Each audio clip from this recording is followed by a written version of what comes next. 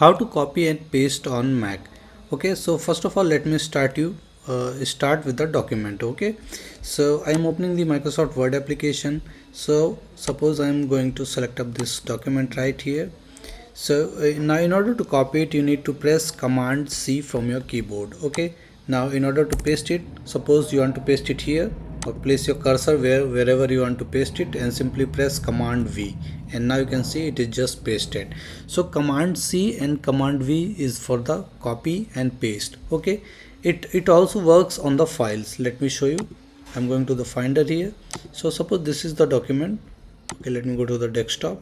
So suppose this is the document here, hello.